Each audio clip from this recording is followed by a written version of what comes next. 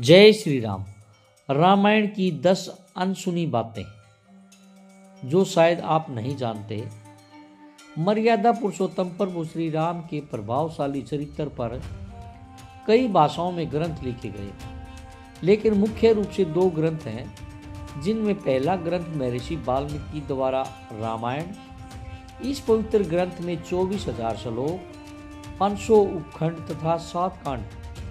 दूसरा ग्रंथ गोस्वामी तुलसीदास द्वारा रचित, जिसका नाम श्री रामचरितमानस है। इसमें महर्षि वाल्मीकि की रामायण को सबसे सटीक और प्रामाणिक माना जाता है। लेकिन श्री राम के बारे में कुछ ऐसी बातें हैं जिनका विवरण श्री रामचरितमानस या अन्य रामायण में नहीं है। इनका विस्तृत विवरण केवल वाल्मीकि रामायण में। नंबर 1, रामायण के अनुसार राजा दशरथ ने पुत्र प्राप्ति के लिए पुत्रेष्टि यज्ञ करवाया था। इस यज्ञ को मुख्य रूप से ऋषि ऋष्यशृंग ने संपन्न किया था। ऋष्यशृंग के पिता का नाम महर्षि विभांडक था।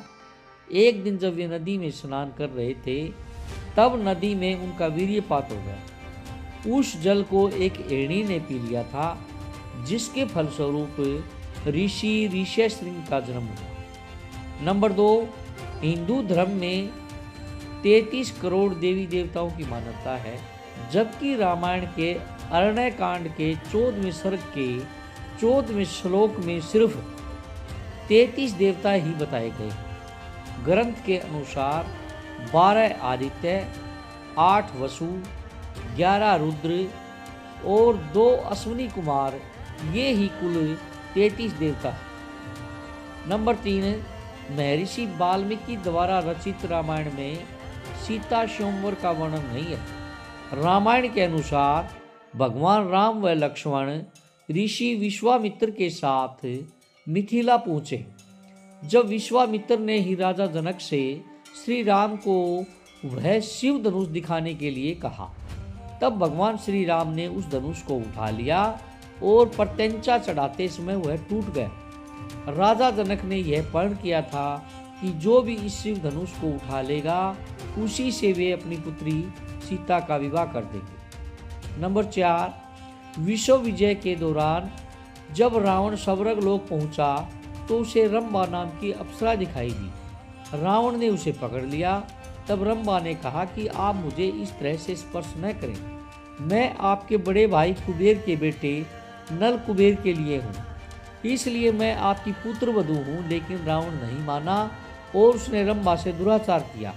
यह बात जब नल कुबेर को पता चली, तो उसने रावण को श्राप दिया कि आज के बाद रावण बिना किसी स्त्री की इच्छा के उसे स्पर्श करेगा तो उसके सिर के 100 टुकड़े हो जाएंगे। नंबर 5, जिस समय भगवान श्री राम वनवास गए, उस समय उनकी आयु लगभग 27 वर्ष थी। राजा दशरथ श्री राम को वनवास नहीं भेजना चाहते थे, लेकिन वे वचनबद्ध थे। जब श्री राम को रोकने का कोई उपाय नहीं सोचा, तो उन्होंने श्री राम से यह तक कह दिया था कि हे राम, तुम मुझे बंदी बनाकर स्वयं राजा बन जाओ। नंबर 6, प्रभु श्री राम के भाई लक्ष्मण ने रावण की बहन शूर्पणखा के नाक कान काटे जाने से क्रोधित होकर ही रावण ने सीता का हरण किया था। लेकिन स्वयं शूर्पणखा ने भी रावण का सर्वनाश होने का श्राप दिया था। दरअसल शूर्पणखा के पति का नाम विद्युत जिह्वा था। वो काल के नाम के राजा का सेनापति था। रावण जब विश्व युद्ध पर निकला, तो काल के से उसका युद्ध हुआ। उस युद्ध में रावण ने विद्युत जिह्वा का वध कर दिया। तब शूर्पणखा ने मन ही मन रावण को श्राप दिया कि मेरे कारण ही तेरा सर्वनाश होगा। नंबर 7, जिस दिन रावण सीता का हरण कर अपनी अशोक वाटिका में लाया, उसी रात को भगवान ब्रह्मा के कहने पर देवराज इंद्र माता सीता के लिए खीर लेकर आए।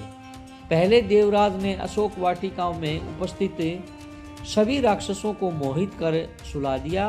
उसके बाद माता सीता को खीर अर्पित की, जिसके खाने से सीता की भूख शांत हो गई।